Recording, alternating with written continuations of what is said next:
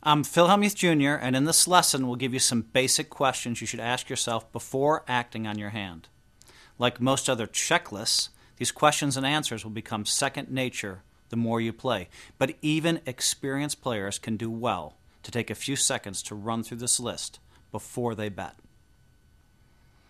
While there is no one way to play any given hand, Lord knows, there are a number of items that every player should review before they make a bet or a call. By keeping a mental track of these items as you play, you'll be able to better size your bets or your raises to accomplish your specific goal in the hand you're playing. First, and most importantly, you should always know how many chips you have in your stack. The size of your stack relative to the blinds will determine what kind of actions you should take. With a very short stack, your pre-flop options are generally limited to folding or moving all in. A bigger stack, say something with 30 big blinds or more, gives you additional options, including raising or re-raising an opponent before the flop.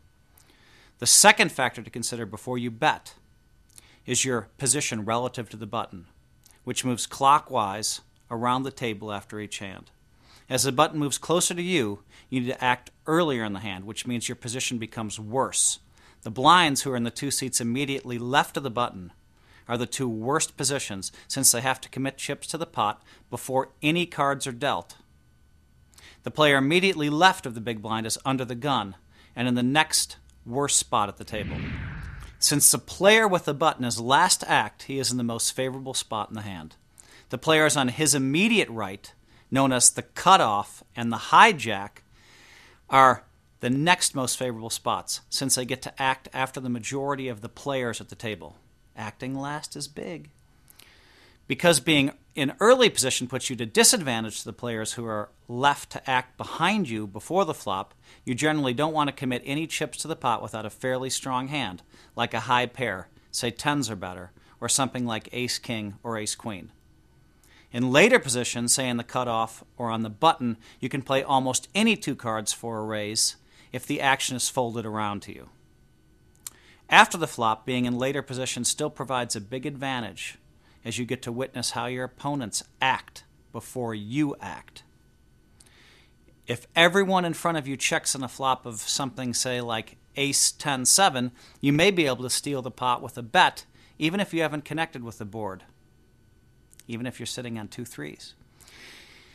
Basically, if you are check raised by someone, you can easily reevaluate the action and decide if you want to continue or fold. The third item to consider before betting is the size of the blinds and the amount of money already in the pot. Because you are trying to tell a story when you bet, you need to make sure that your bet or your story makes sense. Bet too much or too little, and your opponents won't buy your story. You won't be able to sell them what you're trying to sell them. For pre-flop bets, a general rule of thumb is to bet between 3 times the big blind and 4 times the big blind.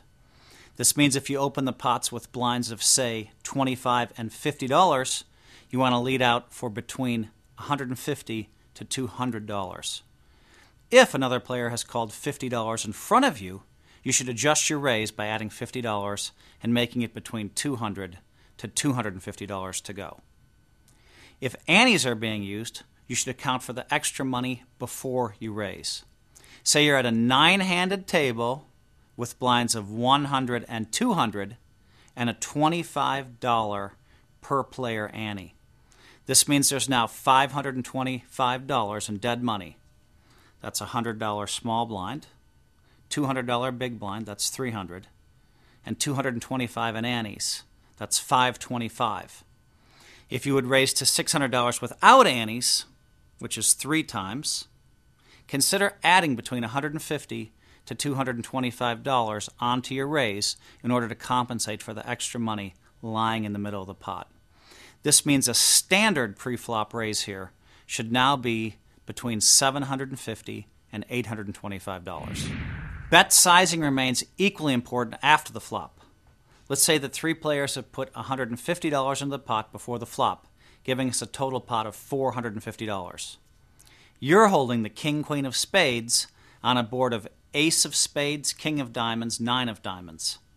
Bet too little here, say $100, into the $450 pot, and you're giving your opponents better than 5-to-1 odds to call, they only have to call 100 to win 550. That's 5.5 to 1. Bet too much and you're not giving your opponents any kind of odds to call you with a hand that is weaker than yours. In general, a good rule of thumb for post-flop betting is to bet a percentage of the pot. Say 1/2 to 2/3 of the pot, 50% to 66% of the pot, and to bet this amount consistently on every street. The next item to consider is what action has taken place in front of you, because this will help you determine the strength of your hand. Something like ace-jack may be very powerful if you're on the button and everyone in front of you is folded. On the other hand, it looks pretty weak if a player in early position is raised and a player in middle position is re-raised. In that case, you'd be an easy fold with ace-jack. By paying attention to the action in front of you, you can determine the relative strength of your hand against your opponents and plan your course of action accordingly. Because nothing at a poker table happens in a vacuum, whatever. You also need to consider the tendencies of your opponents before the flop. Are they tight? Are they loose? Are they aggressive? Are they passive? Say you're holding pocket queens, and a player in early position makes a pre-flop raise for the first time in an hour.